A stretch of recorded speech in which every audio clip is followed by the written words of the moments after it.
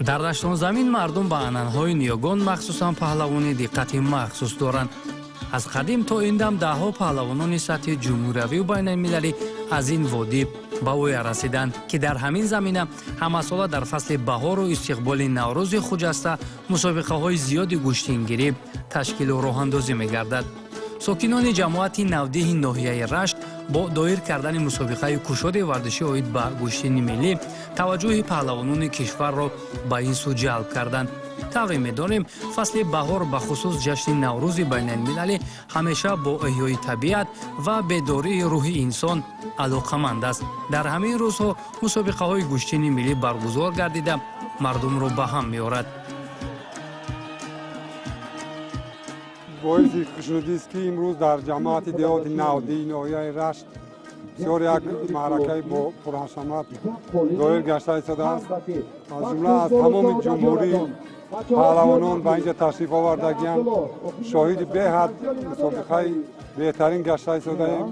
тамоми мардуми ноҳияи рашт аз ҷумла пирони минтақа ки солҳои дароз ба ин навъи варзиш рағбати зиёд доранд иштирок карда истоданд. бо шукронаи тенҷиш, шукронаи амониш, шукронаи истиқлолият, шукронаи ҳамин давлати ободу зебои тоҷикистонро мекунем ки ба ин дараҷа мо ба хуршию хурсандии рӯзи байналмилалии наврӯза пешвоз гирифта.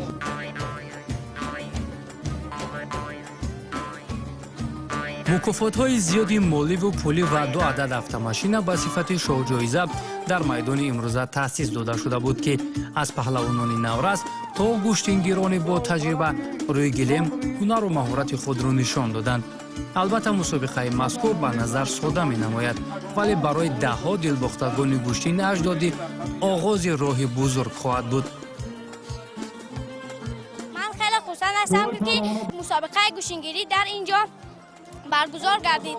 ман дар ин мусобиқа гӯштингирӣ ба 5 ҳарифи худ ғолиб баромадам. ҳола мусобиқа давом дорад ва ман кӯшиш мекунам бо ғалабаи бисёр кунам. вақте ки мо ғалаба мекунем ба мо тӯҳфаҳои хеле зебо медиҳад ва мо хурсанд мешавем ва боз зиёдтар машқ мекунем. гӯштингирӣ бидуни садои кафкӯбӣ ва ҳаяҷони тамошобинон тасаввурнопазир аст. имрӯз ҳам пирӯбарно ва роғибони варзиши ниёгон ба тамошо ва дастгирии паҳлавонон омада буданд, ки ҳар кадоме аз паҳлавонони писандидаи худро доштанд.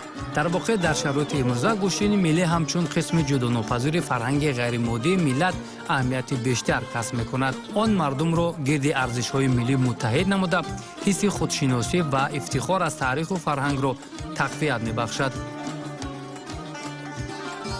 ҳақиқатан ҳам имрӯз гӯштини миллӣ гӯштини байналмилалӣ шуд, ҷаҳонӣ шуд. аз ҳисоби амин шуда ҳозир дар тамоми ҷумҳурӣ сартосар паҳлавонони мо хеле ҳам зиёд аст ва оянда парчамбардорони миллати тоҷик аз ҳамин минтақа, аз ҳамин ҷамоат, аз ҳамин ноҳия хеле ҳам зиёд аст. аз ҷумла мулло Раҷаб Халифаев ки якумин чемпиони ҷаҳон дар гӯштини миллӣ аз минтақаи рашт дар ҷаҳон муаррифӣ шуд. имрӯз мо умед дорем ки паҳлавонони мо иштирок намуда истоданд ва хеле ҳам муваффақиятҳо даст оварда истоданд ва орзуи онро дорем ки то шоҳҷоиза рафта мерасанд.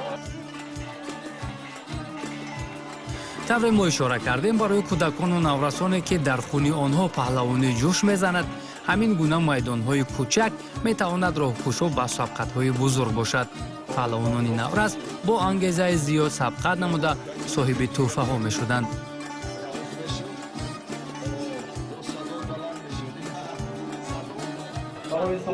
ман раҷабзода билол ҳастам. дар мусобиқа иштирок карда истодам. хушбахтона се касро шикаст додам. рақибоне ки ман ба онҳо гӯштин гирифтам аз ҳамин даруни рашт буданд, аз навъияи дигар. онҳоро ман шикаст додам. ба ғайр инҷо ман дар мусобиқаҳои байналмилалӣ иштирок мекунам. кӯмаки ҳамон чизид ки ман дар инҷо ғолибиятҳо ба даст меорам. хеле хурсанд ҳастем ки мо наврасонро дар инҷо иҷоза доданд ки гӯштин гирем. аммо ҳозир гӯштини мо тамом шуд ва калонҳо озмоӣ мекунанд.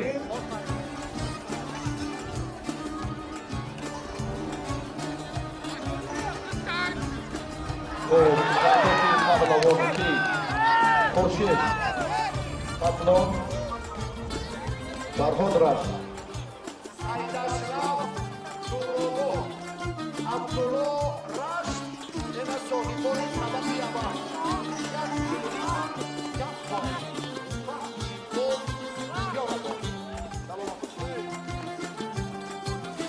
искандар муҳаммадхоҷазода ҳамчун мизбон ҳам агар гӯем иштибоҳ намекунем имрӯз масъулияти шумо акнун зиёдтар мешавад дар назди мухлисон фикр мекунам омодагиҳо хуб ҳам ҳаст. бале чунон ки шумо гуфтед дар инҷо мо мизбон ҳастем масъулияти хеле баланд ҳам дар назди мо гузошта шудааст ва кӯшиш мекунем ки рақобатҳои хуб нишон дода мухлисони худро шод кунем. бибинем айни ҳол тавақро соҳибӣ кардед.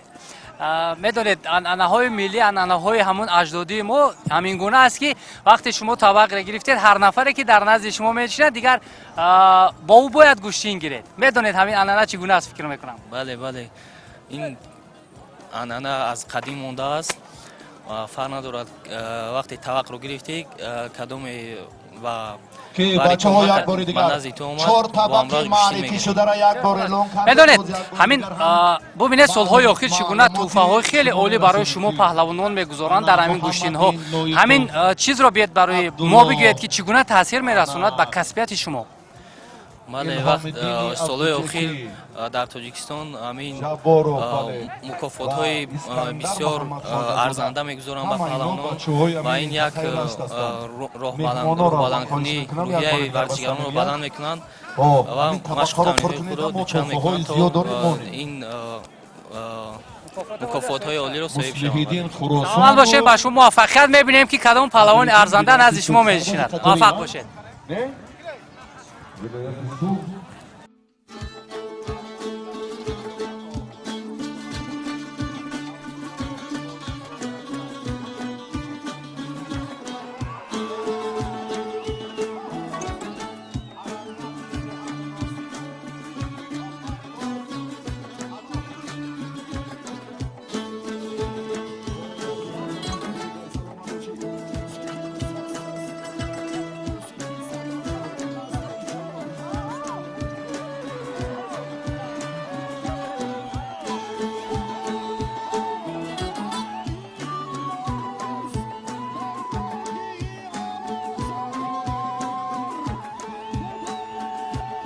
ҳамин тавр оҳиста оҳиста майдони имрӯза гармтар шуда паҳлавонони шинохта амсоли мулло раҷаб халифаев, сайҷамол алимардонов, муҳаммад иқбол тошев, парвез абдураҳмонов, абдуллову маҳмадамин ва сафияллоҳу мизробшо лоиқовҳо ва чандин чеҳраҳои дигар ба рақобат пардохтанд.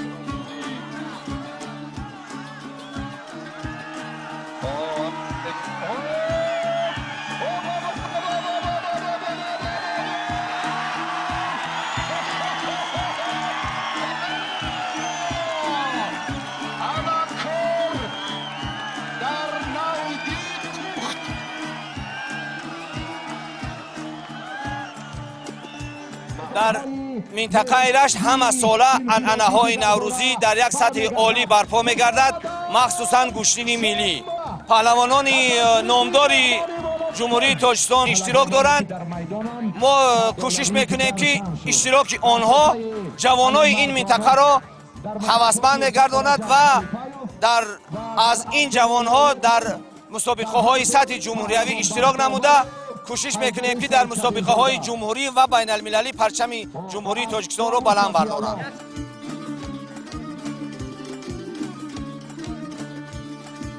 پهلوانی مردمی و یکی از چهره‌های موفق در گوشتنگیری شادمان رضایف که در این مسابقات با سبب جراحت داشتن سبقت نکرد ولی همچون مهمان فخری از جانب دستاندرکاران قدردانی کرده شد. همزمان چندین پهلوانان دیگر نیز از مد نظر دستاندرکاران دور نماندند.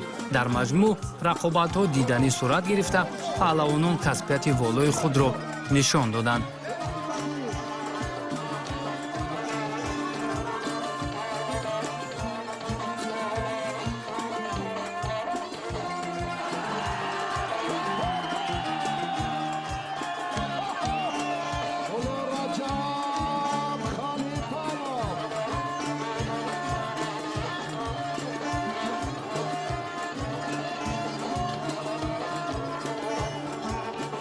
ман аз ноҳияи Темурмалик омадам ва вазни ман 68 килограмм мебошад ва дар ҳамаи гӯшти ноҳияи Рашт бо 2 нафар қувваозмоӣ кардам. ҳамаи соперникҳои ман бисёр сарсахт буданд, рақибои ман, вале ман онҳоро шикаст додам. ҳозир боз ҳамаи гӯшти ноҳияи Рашт давом дорад. Сараввал мо дар ҳамаи гӯштиноҳое мегирем ва ҳамин боис мешавад ки мо мисол дар ҳамаи гӯштиноҳои байналмилалӣ дар дигар давлатҳо чемпионатҳо мақсад сафарбар карда шавем.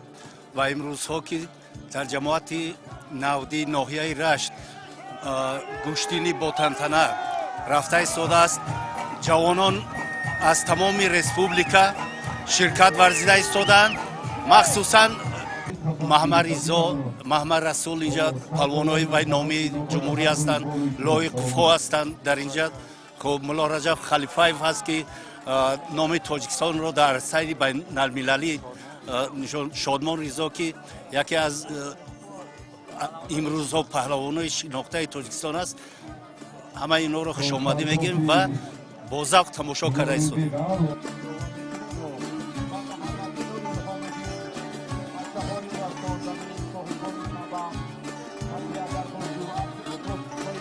гӯштини миллии тоҷикӣ ин танҳо як навъи варзиш нест, балки оинаи таърих ва ҷузъи муҳими фарҳанги миллӣ аст.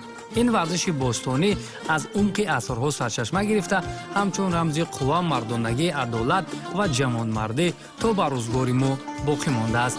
аз замонҳои қадим гӯштингирӣ дар зиндагии тоҷикон ҷойгоҳи хос дошт. паҳлавон на танҳо шахси нерӯманд, балки соҳиби ахлоқи ҳамида, виҷдон ва масъулият дар назди ҷомеа маҳсуб меёфт. имрӯз низ ҳамин анъана идома меёбад.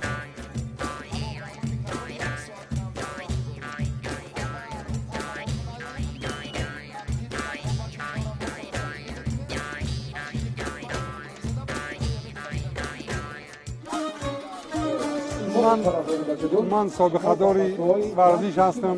бисёр паҳлавонҳоро мешиносам. Халифаев, мулло Раҷаб, лоиқзодаҳо ки аз минтақаи Рашт ҳастанд, бисёр баромади хуб доранд. ана фарзандои хатлон бисёр паҳлавонҳои варзида доранд. умуман ки бигирем майдон аз далер аст. мебинем ки дар ин майдони ноҳияи Рашт ки ғолиб меояд ки баромади хуб мекунад. паҳлавонони ин минтақа дар як сатҳи олӣ тайёрияшон ҳастанд, ба хотири он ки дар ҷумҳурӣ тамрини худро карда истодаанд ва аз тайёрии онҳо мо ба ин хотир мегӯем ки дар мусобиқаҳои ҷумҳуриявӣ ҷойи аввалро намоён шудаанд. ба ин хотир мегӯем ки дар як сатҳи олӣ қарор доранд. бо дар назардошти қувваозмоиҳо ва вазну синни соли паҳлавонон, масъулин қуррапартоӣ намуда муддаиёни шоҳҷоизаҳоро маълум карданд. ҳамин тавр барои шоҳҷоизаи аввал Искандар Муҳаммадхоҷазода бо мулло Раҷаб Халифаев даст ба гиребон шуданд ки сабқати 20 дақиқаинаи онҳо натиҷа надод ва рақобат мусовӣ анҷом шуд.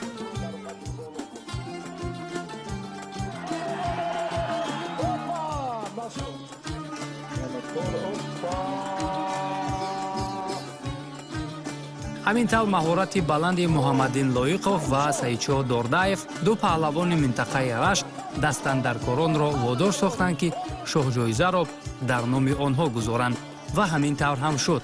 Муҳаммадин ва Саидшоҳ барои мукофоти олии автомашина мубориза бурданд.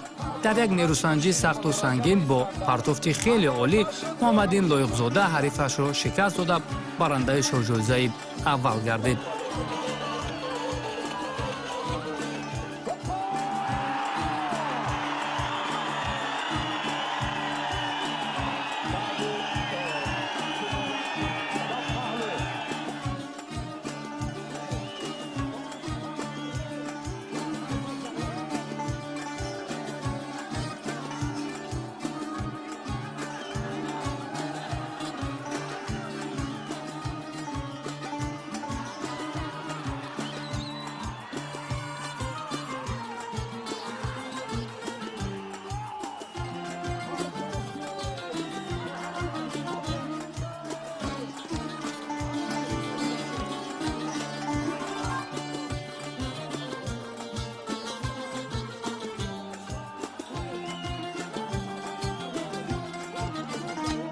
пеш аз ин шоҳҷоиза мо ростиш барои қаҳрамони ҷаҳон тайёрӣ дида истода будем дар шаҳри Иркутск ки Федератсияи Россия.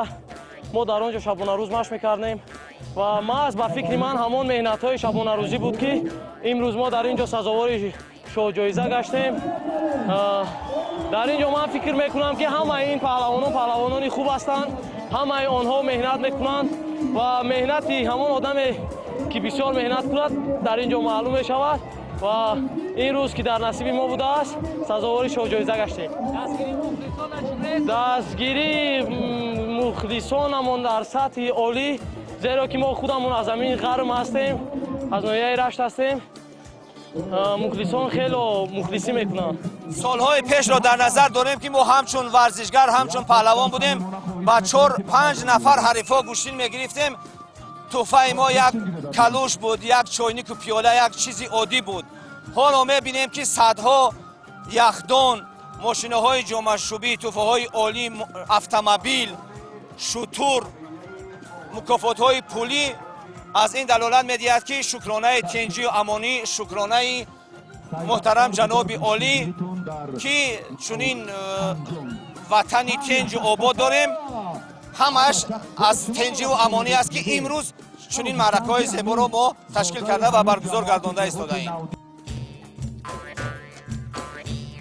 шоҳҷоизаи дуюми мусобиқоти имрӯза ба номи сангинвазнҳо гузошта шуд ки дар ин категория Муҳаммад Расул Давлатов аз ҷамоати деҳоти Навдеҳи Рашт бо Бахтовари Бобохон аз шаҳри Кӯлоб арзандаи шоҳҷоиза дониста шуданд.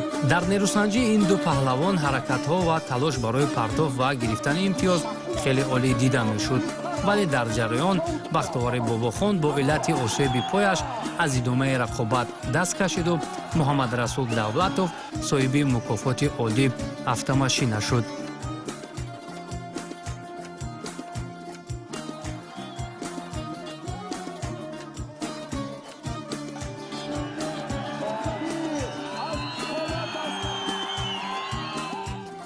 мо толи чанд сол шуд гӯштин мегирем, мо аз ҳамин ҷамоат ҳастем.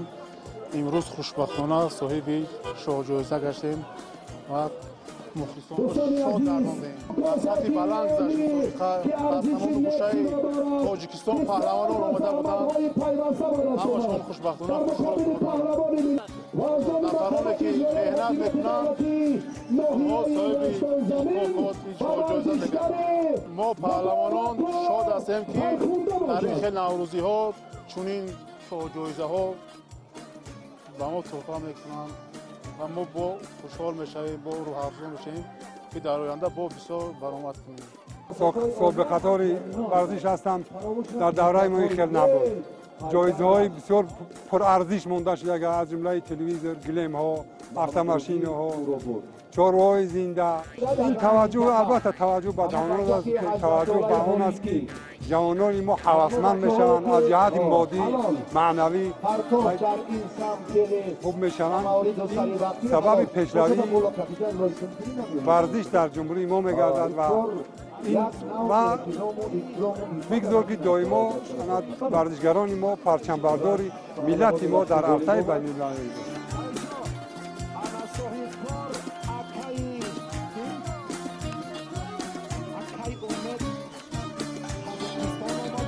ҳар ғалаба бо мардонагӣ, ҳар мағлубият бо суханҳои таскиндиҳанда ва ҳар сабқат бо рӯҳияи ҷавонмардӣ анҷом меёфт. ба ҷуз рақобатҳои асосӣ, нерӯсанҷиҳои дигар паҳлавонон низ ҷолибу диданӣ буданд. махсусан аз сулолаи Лоиқовҳо Абдулло Лоиқов низ хеле рақобатҳои олиро нишон дода, ҳарифонашро пай ҳам шикаст медоду мухлисон аз рақобати ӯ ҳаловат мебурданд.